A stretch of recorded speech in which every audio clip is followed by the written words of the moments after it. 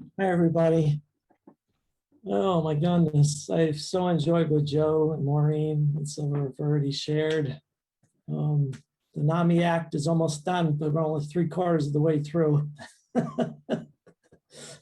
the Oh my gosh, when it comes to thinking about what to say to you, um, I was going back in my days as a high school student, and guess what? Tomorrow's my 60th birthday. And so you may think I'm pretty old, but I'm still a kid at heart. And I love to learn. I'm a very creative person. And so I wanted to share a few things that I think might help you tonight. And I wanted to focus on resilience, different things about resilience. And Silver's already hit on a number of those things. When I was growing up, my desire was always to help people. Like I think I wanted to be a fireman, and wanted to be, and then I thought I'd like to be a teacher.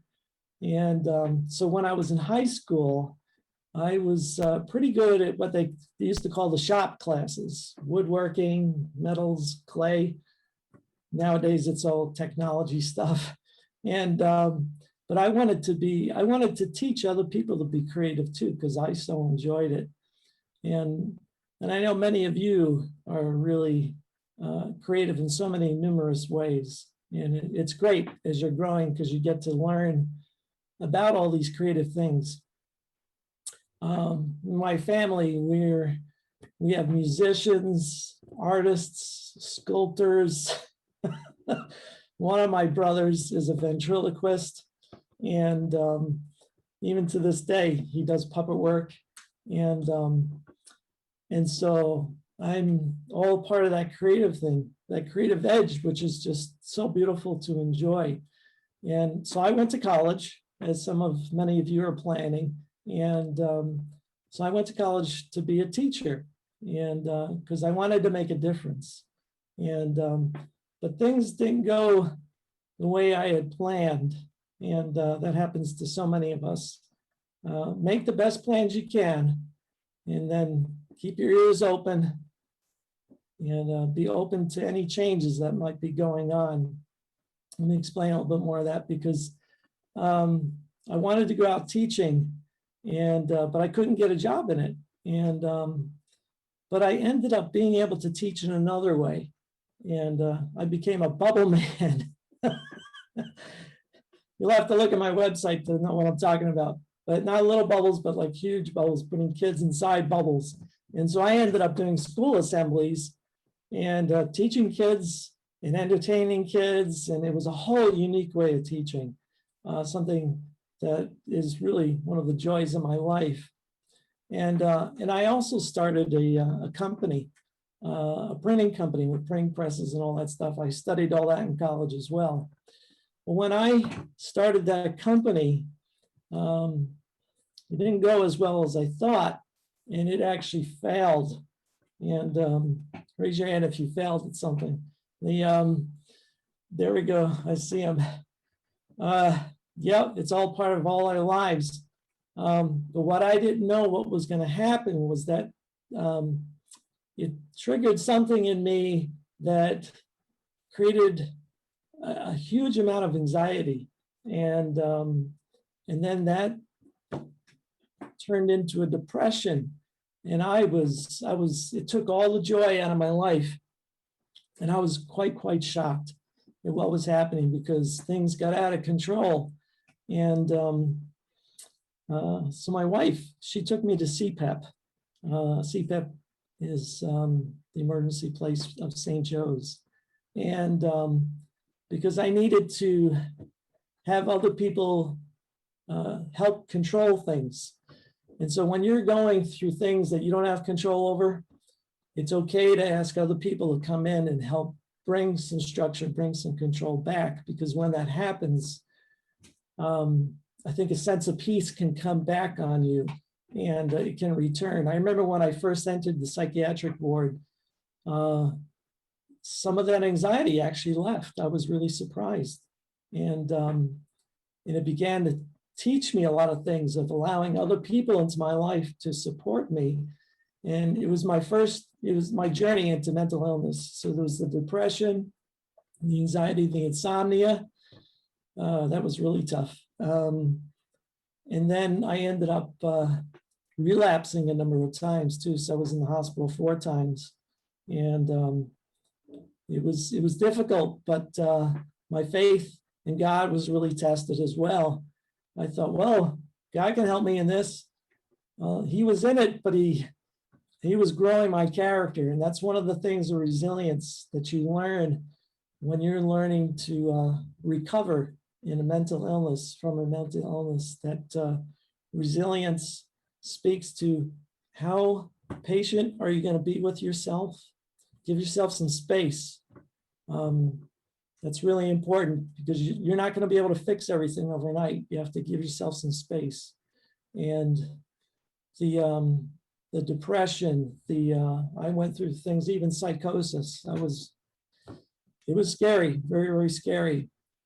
I had a lot of people praying for me, and I was really glad. I found out about other people that had a mental illness that came forward to help me. And I was shocked, because I didn't know they had a mental illness. They had been experiencing depression, and to my amazement, they visited me in the hospital, and they says, "Oh yeah, I'm on medicines. I'm learning to cope with this." And so I actually gained a lot of new friends as a result. And I was blessed by that, and very encouraged at the same time, as well with my wife. She's been the rock in my recovery, and she's doing this right now. Yay! Oh no.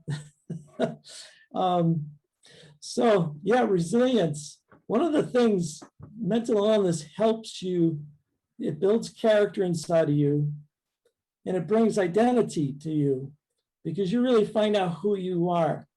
When you're going through the troubles, you're finding out what you're made of. And that's actually a very, very good thing to happen, because you're working your plans through life.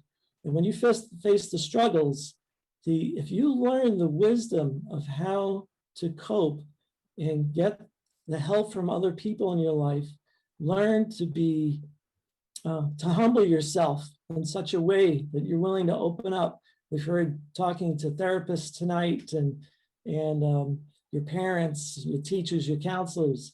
This is all excellent. All you need to do that, because that will build your resilience. The main thing is you're not alone. You actually gain a gift that can help 1/4 of the globe's population. It's amazing. You're able to help so many people when you are able to work your way in your journey of recovery. And so your character is built as a person, and you're gaining a compassion for other people that you never would have had as a result. And that other students will notice that. They'll notice that you're a good listener when you learn to listen to yourself, when you learn to listen to those who are helping you.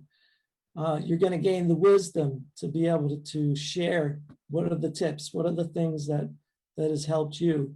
And you're going to be able to do it in such a way that others will be attracted to you because of your health issues, the emotional things that you, which is a real surprise. That so I've been, my gosh, my identity has changed so many different times, but because of NAMI, people coming into my life, my family helping me, doing the bubbleology, being able to still go out and help people, that has made me a wonderful person, I think. My wife, I think she's in agreement. Are you in agreement, Deb? Oh, she's silent. Uh-oh. Anyway, so you're going to gain a lot of things through any kind of mental illness that you're working your way through. Let me leave this one last thing with you. The last thing of resilience, one of the things of resilience is contribution. Dale Carnegie said, he's an American author and a speaker. known for his self-improvement and leadership courses. And he popularized the saying, when life hands you lemons, and you probably know the rest of that, make lemonade. And that sounds really good when you're not holding the lemons, of course. Well, I don't like lemonade. It's way too sweet for me. And but other people do. Other people love it. So I'm willing to make some lemonade out of my troubles so I can help some other people that are dealing with their lemons. And so if you find yourself making mistakes, you're in terrible circumstances, what are you going to do with that? What are you going to do with the mess that you might feel like you're in? It's not as simple as making lemonade, but like you put up a lemonade stand, take a stand for what you're going through. Tell people what's happening in your life. And that compassion is going to grow inside of you. The understanding is going to grow inside of you. You're going to be working your way through any emotional struggles. And so I welcome you to the training ground of building your emotions, learning how they work, learning how to make them work better for yourself and for others. The training school, it's free. There's no tuition. Anyone can join, although I don't wish anyone a mental illness, but of course, therapy costs. But beyond that, we're all on this ground, the surface where we're helping each other. And so we'd love to help you at NAMI in any shape or form that we can. And so that you can find freedom for yourself in so many different ways that you can bless many people. So God bless you all you students, and thank you for listening.